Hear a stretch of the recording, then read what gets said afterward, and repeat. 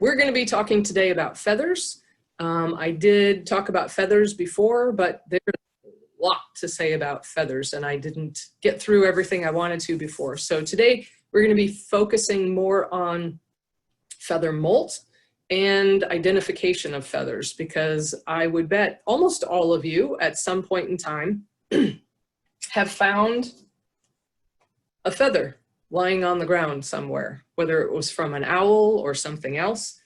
And when I was a kid, I had a collection of bird feathers that I had found on the ground. It wasn't until I was in college and I was helping set up biology labs and learning more about the regulations that I found out my feather collection was illegal.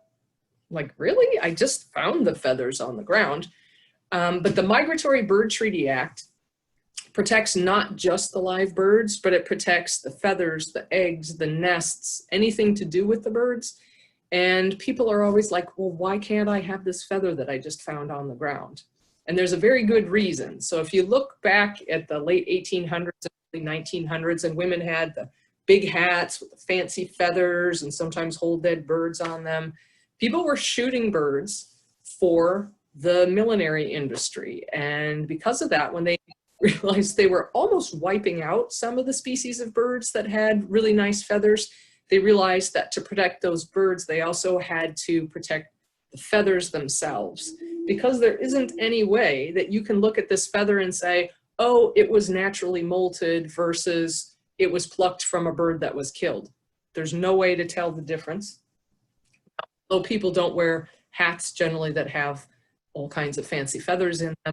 What if somebody figured out, ooh, a trout fly made out of a great horned owl feather is really, really, really desirable? You know, there's going to be some people doing things that they're not supposed to. So that's why feathers are protected also. So what I did, and if you have a feather collection, you can do the same. My collection then was donated to the local nature center to be used for education purposes. You certainly are welcome to pick up feathers, look at them, photograph them, identify them, but you just can't legally keep them in the United States. Now, it's going to be different in different countries, but in the US, you can't just legally keep them. And you don't have to feel bad about leaving the feathers out there, because the birds use them and other animals use them. So we obviously have a lot of owls here, and when a nest falls out of a tree, like from a mourning dove or something like that, or if you look into a tree swallow nest, there are owl feathers in those nests. So they are being reused by nature. So you don't have to feel bad leaving them out there. But do take a picture, figure out what they are.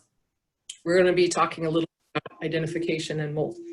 So how do you know if the feather you found is from an owl or not from an owl? I'm going to be taking you on a ride here. So you're going to have to hold on, because I have to pick up this camera. And Joe is smiling because she told me to try and hold these steady. I'm going to go for a nice big hairy one. So this feather is from a great gray owl. Not that you're likely to find a great gray owl, but I want to use that to show, can you see that the velvety pile on the top surface of the feather? It's called the pennula. And on an owl, it's really fluffy on the top side. The bottom side is just like any other feather. It's more smooth, but the top side of an owl feather is so soft. Literally, if I couldn't see my finger doing this, I can't feel that feather. It is that soft. I can't feel that. So that's one way you can identify it's an owl feather. If you happen to have one of the leading edge feathers, not sure if you can see this. Hang on, I got to change my view here so that I can see better what I'm doing. Okay, can you see that serration there? That is just on the first feather or two of the leading edge of a wing. And that's something you'll find on owl feathers, but not on other bird feathers. The trailing edge of the feather in an owl is quite jagged. You cannot zip it together like the rest of a feather. And that, combined with that comb on the front of the feather, helps change the airflow over the wing to keep them quiet as they fly. So those are the ways you can tell if you've found an owl feather. But the main thing is, if you've got that really velvety, soft surface on the top, that's going to be an owl feather. Unless you're in another country where there are frog mouths, because they have very soft feathers also.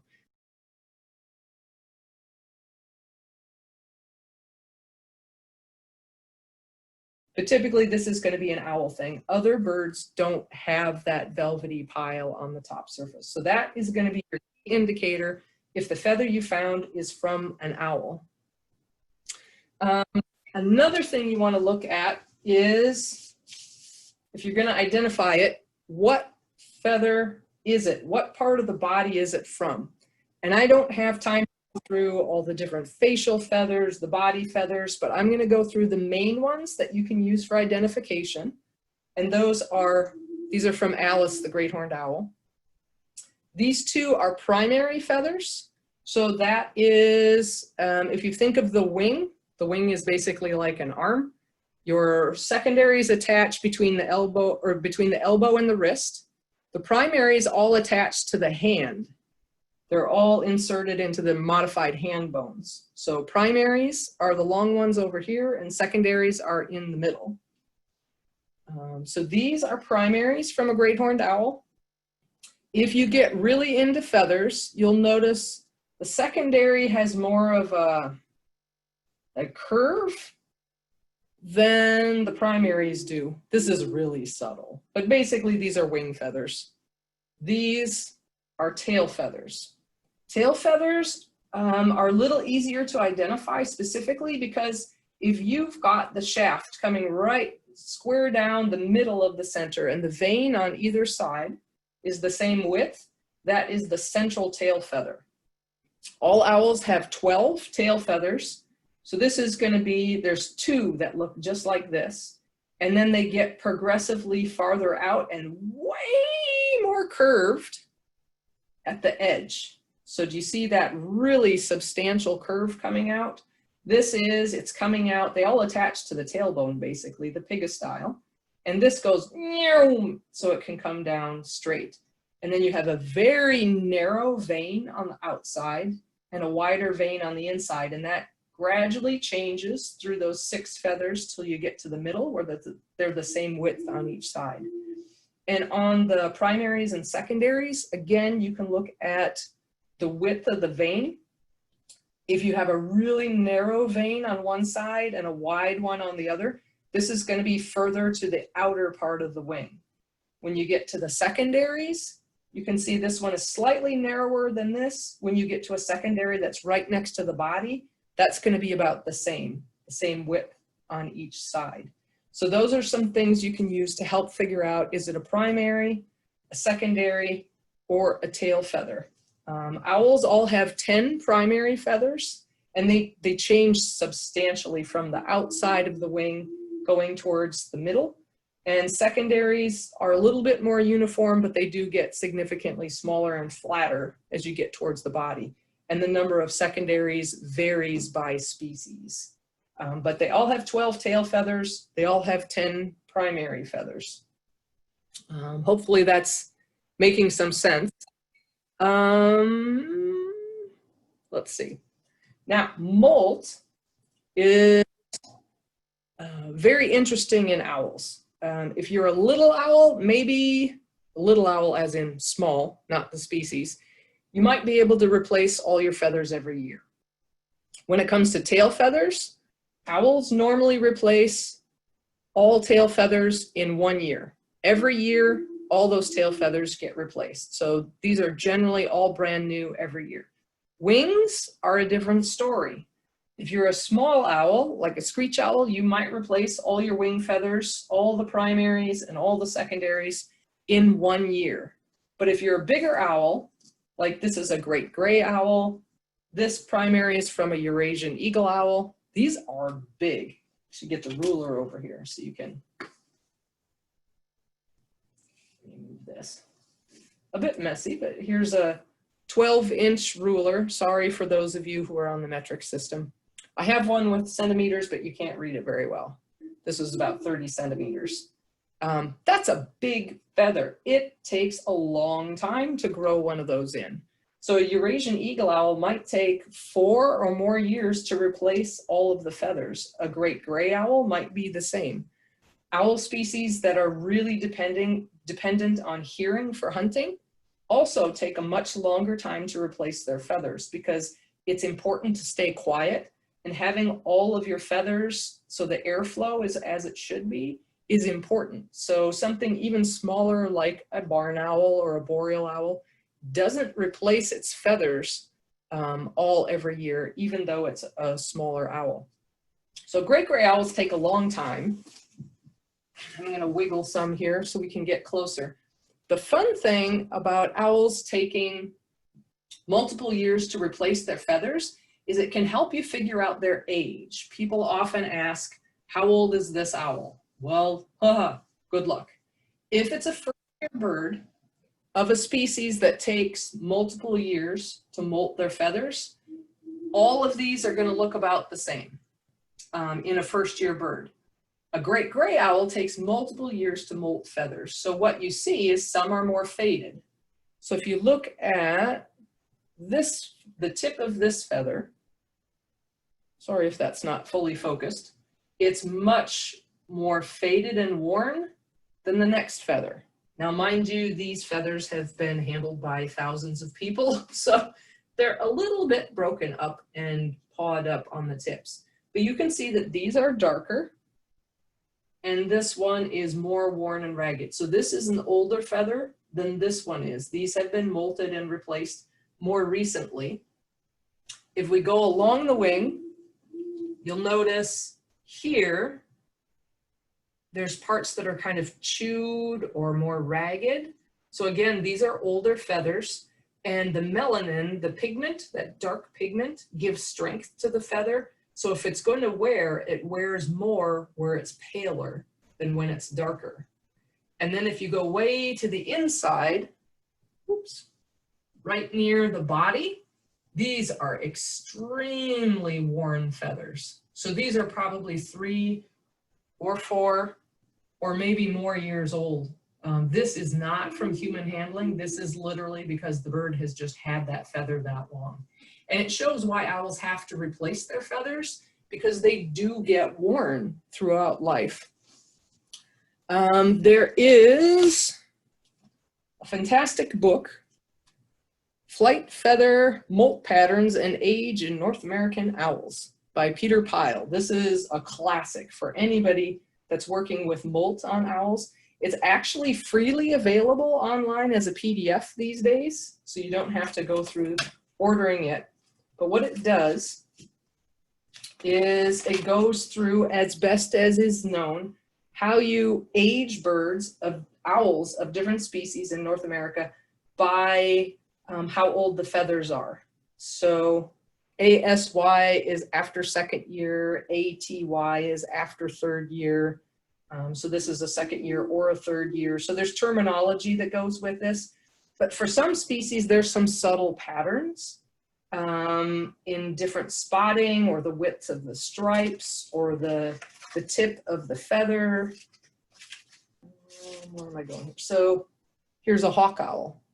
The tip of the feather can be a giveaway as to the age of the bird. So this is really detailed stuff if you want to learn more about molt and aging owls.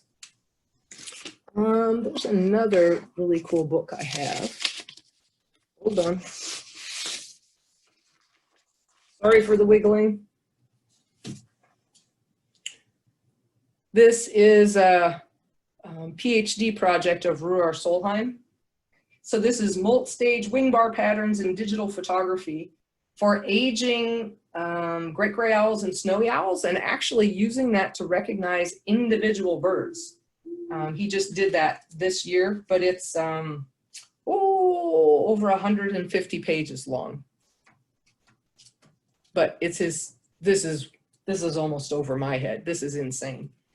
You'll hear people talking about, oh, that is a first year snowy owl male. It's not that easy. It's extremely difficult. Molt can also tell you other things about birds, like about their health. we track all of our birds. You'll notice Alice's feathers all have a label on them. And all of our birds that are in captivity, when they molt a feather, we put a piece of tape on the day it's found, and then use permanent ink, archival ink, to label which bird and what day it was lost. And then we can make these magnificent charts. This one's not fully filled in. This is Alice's tail molt, and you can see what date she lost her tail feather each year. We didn't fill in the initial years, but you can see there's been some years where she doesn't molt them all. And then you have to say, okay, are there some health issues going on, some stress issues? But the primary feather molt is really interesting, totally complicated. So here's 1999 up through 2019. So we have like 20 years of data here. Pretty amazing. We don't have dates on some of the early ones because at the very beginning I wasn't dating them. But you can see these years where she had access to artificial light inside. Sometimes she would start molting very early, like 25th of December, 29th December.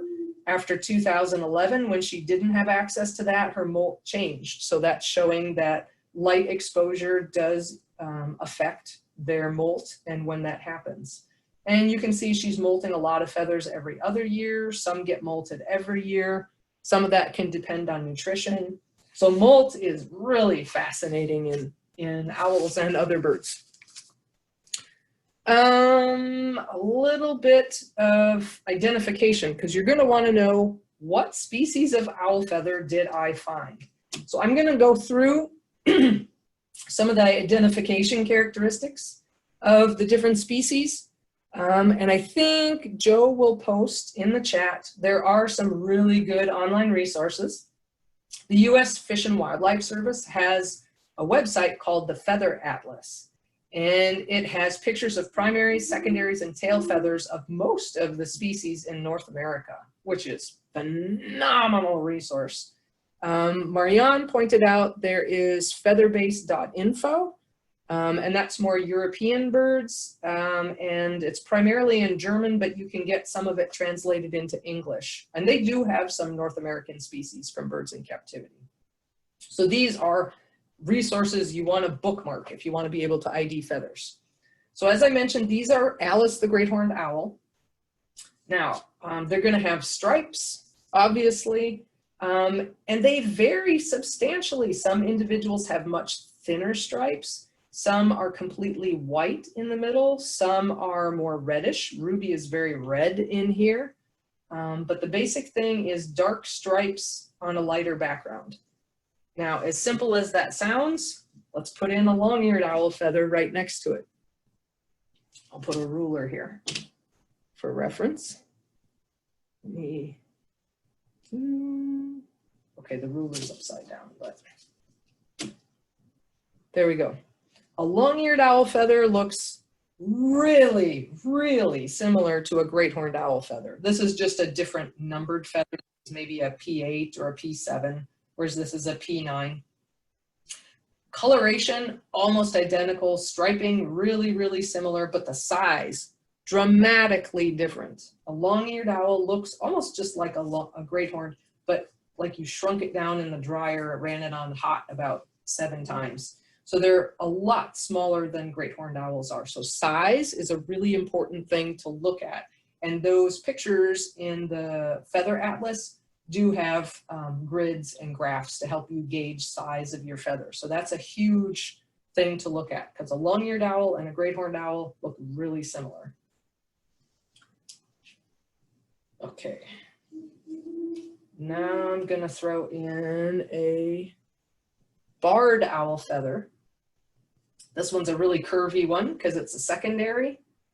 And you can see the coloration is really similar. The stripes are a little more solid and a little darker in the background. I mean, it's a subtle difference. You really kind of got to get used to looking at these.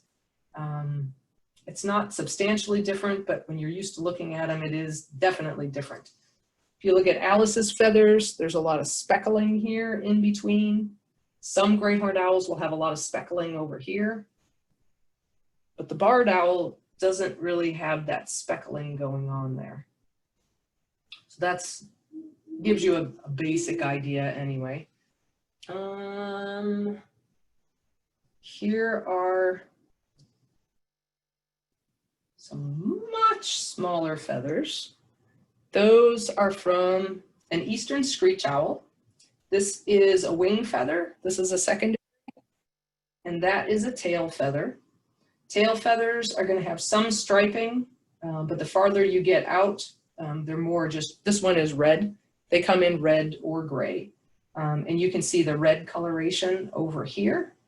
So on a gray morph screech owl, you would have gray here instead of red. But basically, there's a lot of white where they don't need to have color. Pigment is energetically expensive. Even though it makes the feather stronger, it takes more energy to make that pigment. So they usually only put it where they need it. So the inner vein of the feather, that's covered by other feathers, so they don't need it for camouflage. So a lot of owls aren't going to have much pigment on the inner vein of their feather if it's not needed. But screech owl feathers are a lot smaller than great horned owl feathers. Oh, let's see. Hold on. I'm going to put this down for a second. I dropped a feather.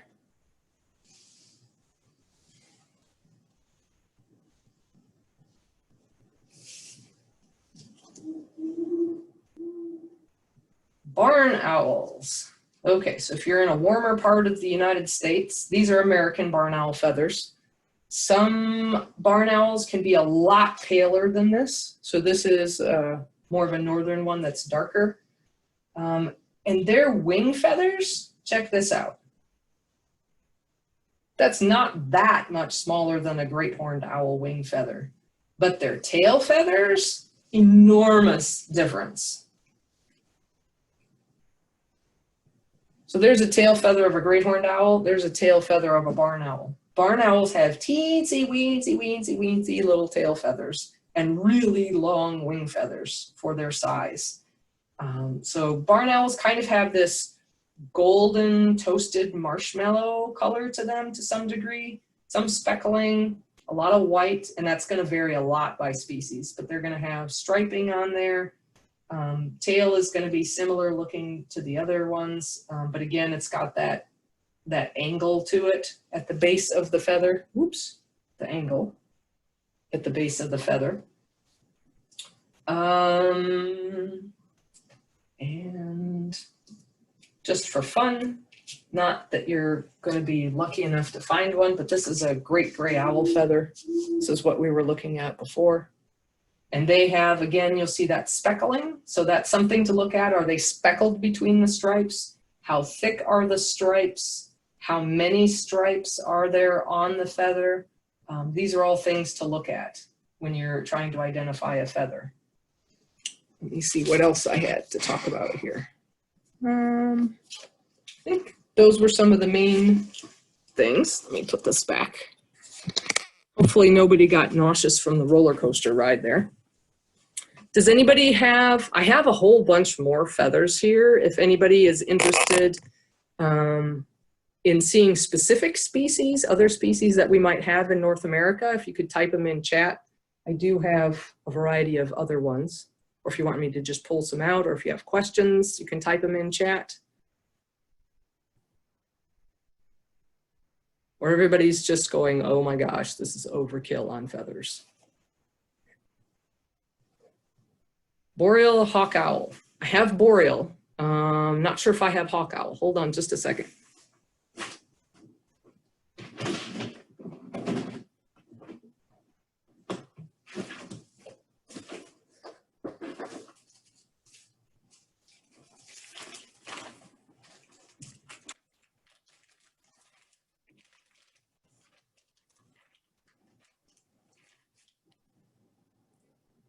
A little bit bent up.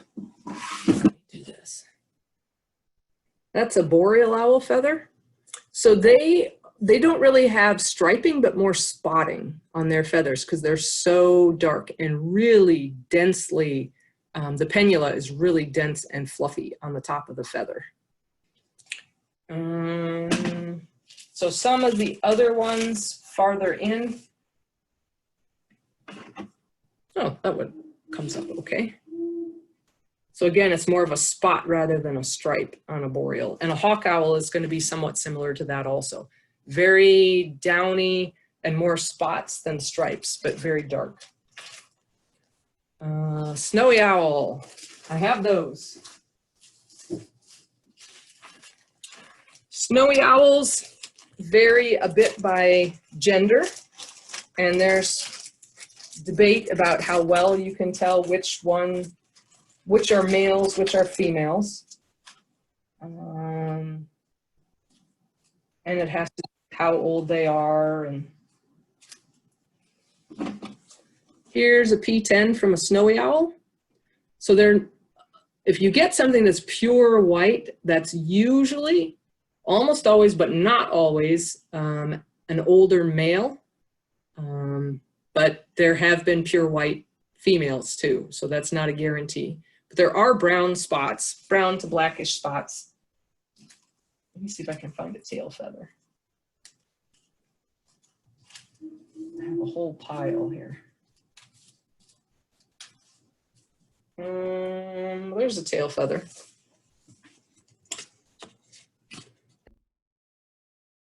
Not good with snowy owls because I read Ruar's stuff and then I just glaze over because identifying them is really difficult. But you look at, okay, I don't have this mirrored, the spots, and if they touch the rachis, the central part, the shaft, then it's more likely to be a female. And if there are more spots and they don't touch it, it's more likely to be a male. But that's based on age and a bunch of other things. And all right, questions that are piling up. Yes, throw them out here. The first one doesn't have to do with feathers, but this person is preparing to record birds using their cell phone. Any suggestions on apps or tools or equipment or things like that?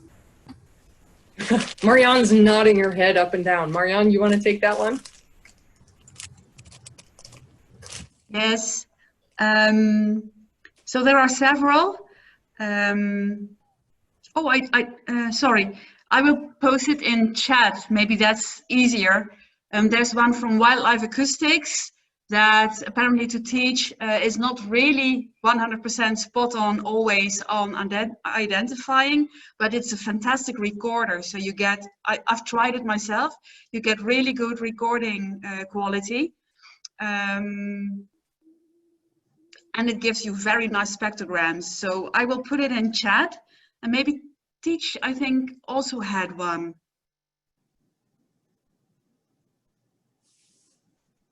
Yeah, I'm not remembering what that one is right now, but you know, if he's talking about just being able to just record it just in the field, I mean, you can use an iPhone or use your phone, but then you would have to have an app from there to be able to do some identification unless you're just trying to hear them.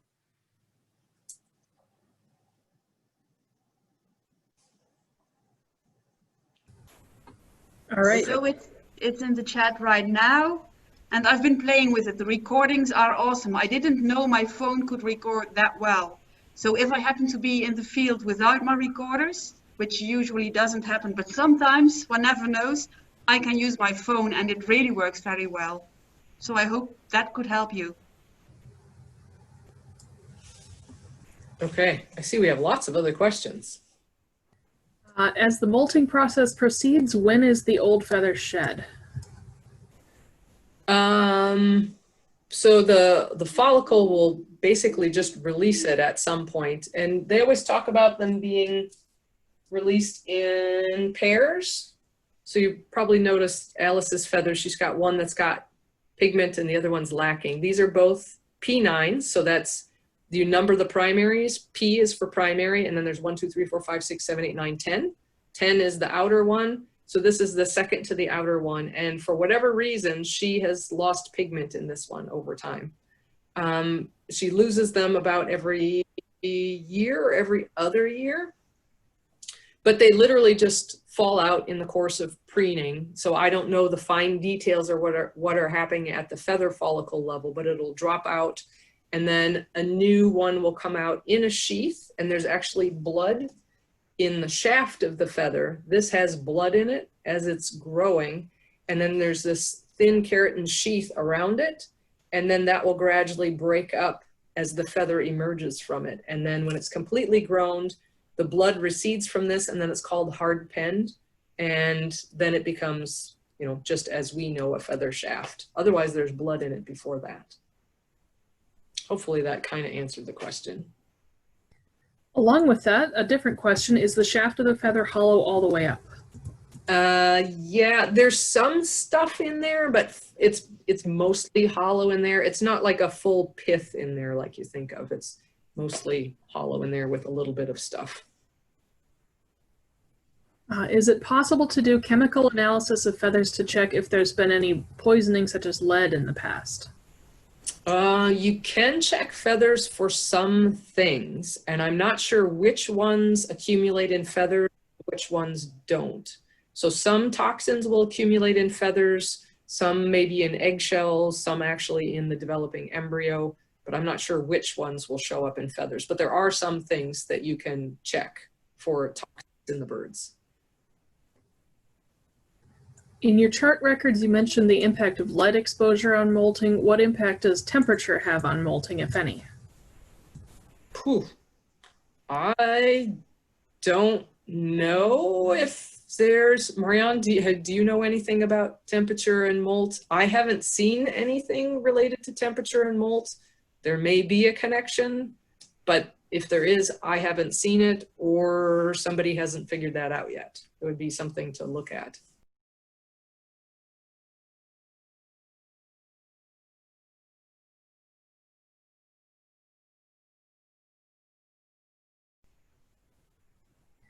Any lice or other parasites on the feathers? Ooh, good question. Yes, you can get feather parasites. When we keep feathers, we keep them in sealed Ziploc plastic bags because you very definitely can have feather lice, and they're a chewing louse. And that's probably why these feathers are in horrible condition. They've probably been chewed on by feather lice. They are visible to the naked eye. They're very small. They vary by species. Sometimes a feather louse will be specific to one specific species of owl or a group of owls. And for those of you who are far side enthusiasts from the days of when comic strips were really, really good, there is actually an owl feather louse named after Gary Larson. It's something Gary Larsoni. So how's that for cool? Are there any owls that have gone extinct? Yes, there are owls that have gone extinct. And I think the last one that was really well known that went extinct, or one of the last ones, was the laughing owl. And I think that one was in New Zealand, like in the early 1900s, when rats got introduced to the island. They were a ground nesting owl because there were no ground predators there, right? In New Zealand, they didn't have land mammals. So between rats and cats and dogs, they wiped out the laughing owl. So human-caused extinction, big surprise. There are also some fossil owls in history. Oh, yes, obviously. Yeah, some of those were huge. You could have like I think the biggest one was like a 4-foot tall owl. Imagine that. Do old feathers get pushed out or displaced like the deciduous teeth of a mammal? I don't know. I honestly don't know if it's a push out or if there's some little chemical reaction where they just drop out. I'm going to plead total ignorance on that one. 2 more questions and then you can go get a bird. Okay. Do we have a reason to believe that molting is painful or uncomfortable for the owl? When this person's parakeet molts, she looks miserable through much of the process. When the feathers are coming out, the owls don't look, it's not painful when they come out. They're just molting and it just comes out. I mean, it's just, if you comb your hair and you have some hairs come out, it's not painful. It just happens. That being said, sometimes they do look a bit miserable when they're molting, or they just, like a screech owl, when they molt, they just like, let's lose almost all the feathers on our head at once. It's insane. It looks miserable.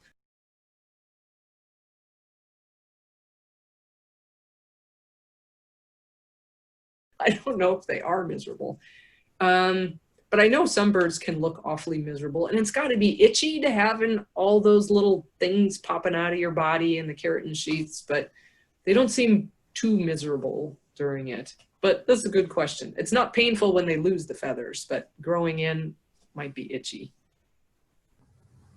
And then can you age a great horned owl feather past the 2nd or 3rd year? I don't think so, because what happens in the wild, owls don't always get enough food, and that's going to be kind of the driving factor in the molt, their health and their nutritional status. So I think there's kind of basically an order. This one goes, and then this one, and then we do these, and then we do those.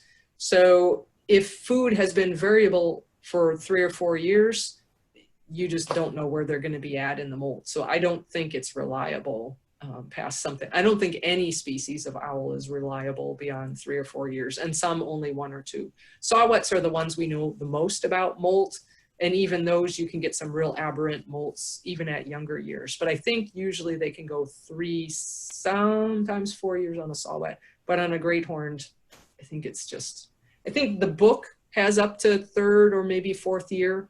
But again, this is based on museum specimens and not so much on real life. So I don't know that it's 100% accurate. It's the best that they know. Okay, I should probably go get a bird. Go get a bird. I'll go get a bird. I will turn you over to Joe in the meantime, and some of the mods maybe can answer some of the questions. And when I come back with a bird, then we can go through some more questions. So see you in a bit.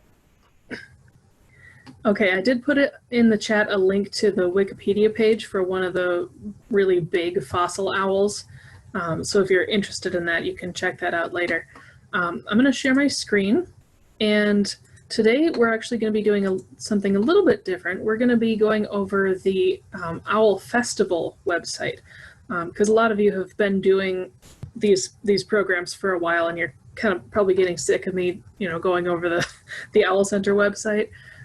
So every year, the first weekend in March, we have our Festival of Owls right here in Houston. And this is from this past year. I haven't gotten a chance to update the website for next year, but it is festivalofowls.com.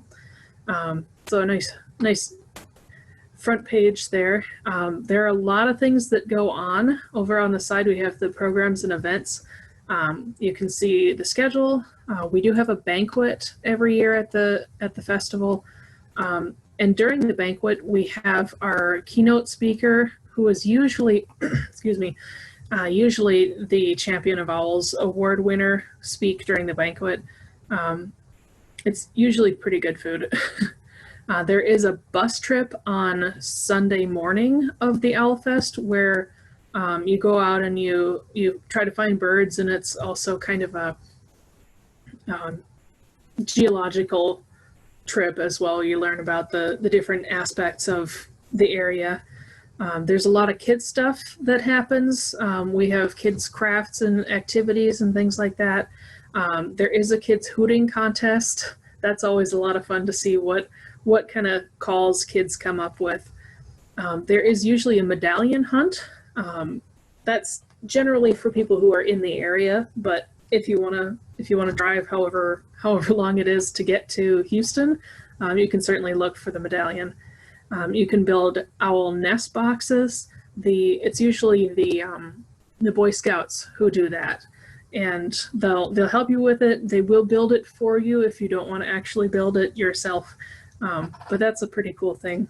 On Friday night of the Owl Fest, we do an owl prowl. So we go out, we take people on a bus, and we try to find wild owls. And I believe this past year they were very successful. So that was pretty cool to hear about.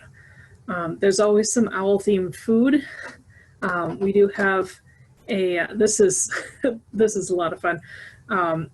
On Friday we have a members-only kind of meet and greet with the main people who have come to speak at the Owl Fest.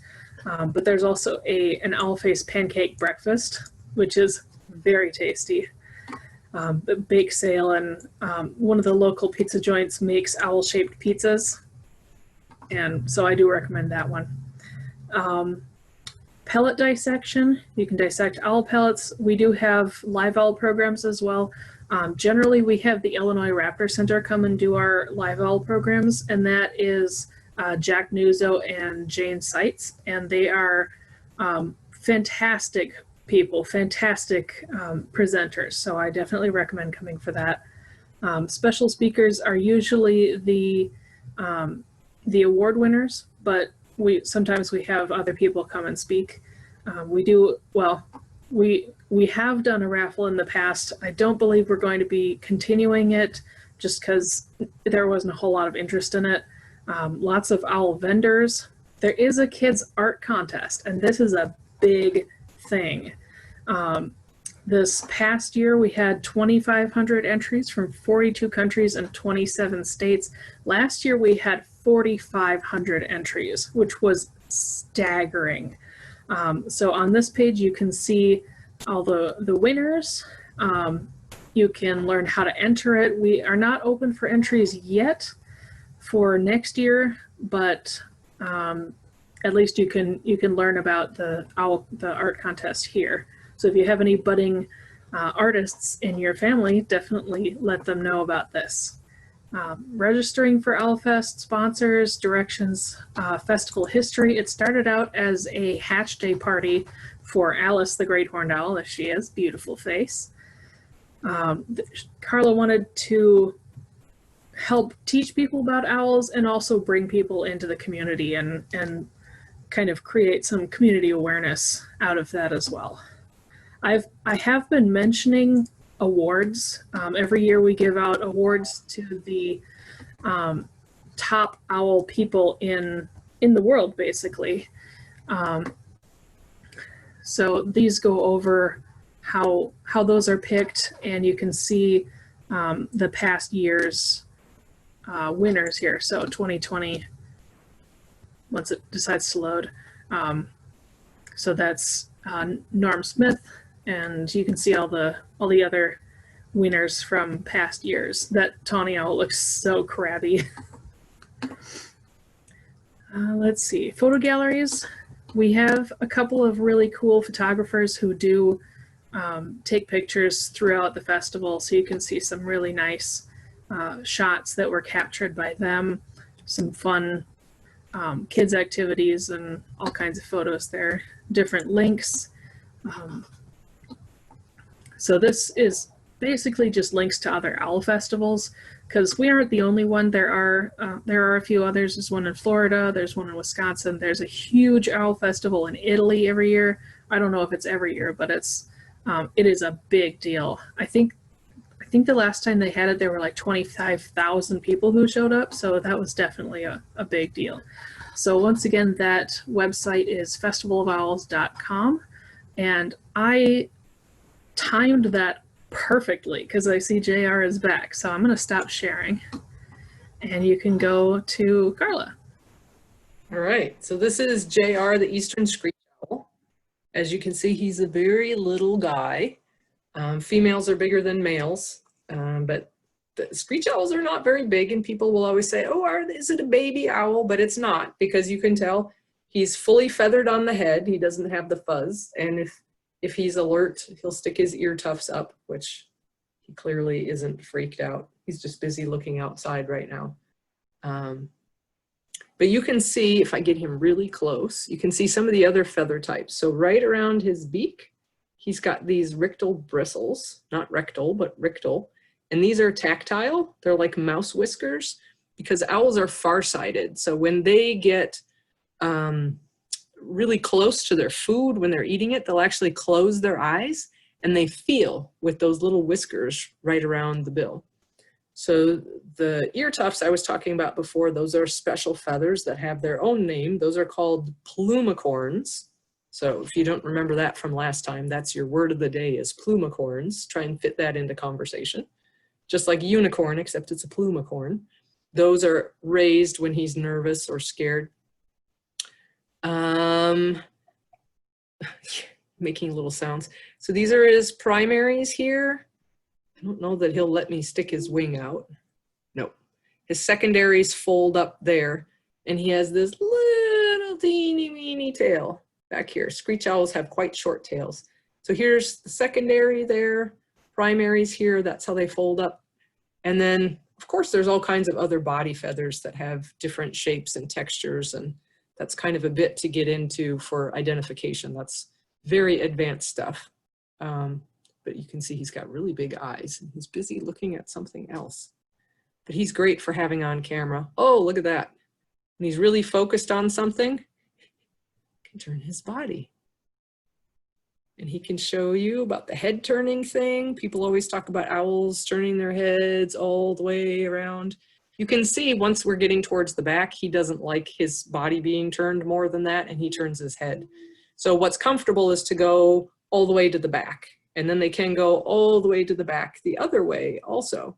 So they can go 360 if their starting point is in the back. There are a few species that can go from the front to the side to the back and all the way over to the other shoulder in extreme circumstances. It's not comfortable, they don't do it normally, but can if need be. But there's many owl species that cannot do that. Questions about JR? I see some have been answered already.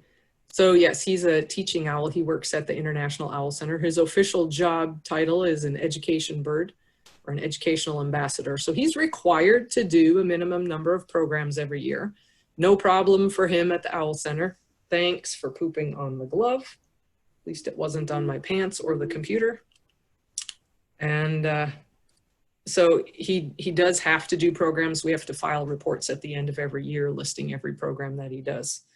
You might see him picking at his jesses. Owls have feathers on their legs, and almost all species also on their toes. And what has happened with him is you can see he's kind of got somewhat bare legs. So that wearing the jesses, we weren't restraining him by the jesses. He was just wearing them, but it was wearing down the feathers on his legs. So many months ago, I think January or maybe even earlier than that, we completely took his jesses off. So unless he is outside of an enclosure, he doesn't wear jesses at all. But because the base of the feather was still in the leg, they're not regrowing. They'll regrow as part of his regular molt. So if a feather is plucked at the wrong time of year, it will regrow a new one. If it's worn, it won't. So it has to actually be plucked out or molt naturally to grow in new feathers. So this summer, he'll grow in nice fluffy feathers on his legs, and hopefully they'll stay there, because these literally, he only wears a few minutes a week, basically, because even going to and from work and at work, he doesn't wear these unless he's coming out on the glove. And as you can see, he's not used to wearing them. He's like, take them off. They're not that comfortable. Where does JR live, and how big is his home? JR's got an aviary outside that's 8 feet by 10 feet. That's 10 feet tall. So we have security camera in there, and he's flying around all night long. And there is a wild owl out there. I can't tell if it's a male or female. I don't know screech owls well enough. And that one does sing to him. I don't know that he sings to that one. He sings to me, but the wild one will respond to him calling. Differences between the eastern and western screech owl. Okay, so major differences between eastern and western. Eastern come in red and gray. Western, mostly just gray. I don't think they can get red ones. And the bill color. So if you look at his, it's a very, can you turn your bill around? It's a very pale colored bill, and it's black in a western screech owl. So that's the easiest way to tell them apart. And the call, of course, is different. The western, he does kind of a in the fall, and then the rest of the year he does a trill. He sings more prettily than I do, for sure. And the western screech owl is more of a bouncing ball, kind of a, I can't whistle it. So it's a rapidly increasing. Remind us of his usual diet. In the wild, they have the most diverse diet of any owl in North America. So anything, as long as it's small enough. So that can include bats, mice, voles, shrews, snakes, lizards, insects, lots of insects, moths. It can include anything that's small enough to eat. He mostly gets mice, and occasionally he'll get quail wings. I'll pluck the big feathers off, and that's his favorite. He really likes quail wings. Does he live by himself? Yes, JR does live by himself. He thinks he's one of us. He doesn't know he's an owl, so he might not get along with another screech owl that well. So our education birds do all live by themselves. Rusty and Iris, our breeding pair, do live together because they know they're owls. Do screech owls have asymmetrical ear placement? Ooh, very good question. So everybody talks about owls having one ear higher and one ear lower. So his real ears are right behind these lines on the side of his face. And they're not that huge on a screech owl. But in screech owls, they're symmetrical. They're not asymmetrical. These are not one of the owl species that has really good hearing. Great horned owls are also symmetrical, but something like a barred owl has asymmetrical soft tissue, not the skull. Boreal and saw-whet owl have grossly asymmetrical skulls because the ears are so different. But screech owls and great horns, they're symmetrical.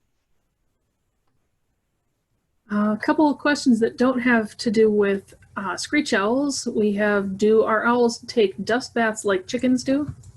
Good question. I would have said no, except if you watch Rusty and Iris, I think it's usually at the end of her nesting, then Iris will take dust baths. We gave her a sand pan in there, a kind of a cement mixing tub filled with sand. And she has used that, but now she typically more tries to bathe in the gravel on the bottom of her aviary floor. But she does. I think Rusty has also. I don't think it's a common thing, but they do. I listened to your WPR interview yesterday and heard mention of a screech owl nest box. Do you recommend putting up such a nest box? Any thoughts on this idea? Screech owls definitely use nest boxes based on what else is available and where you put it and how high you put it and all of that. I have a screech owl. We have a few screech owl nest boxes, but we've got one out in the yard here where it's a little bit exposed. You want to have a place where they can fly easily in and out, but not too wide open. So ours only gets used intermittently. I think they would like if it was a little bit farther back into the woods behind the house. You want to have a minimum of 12 feet up.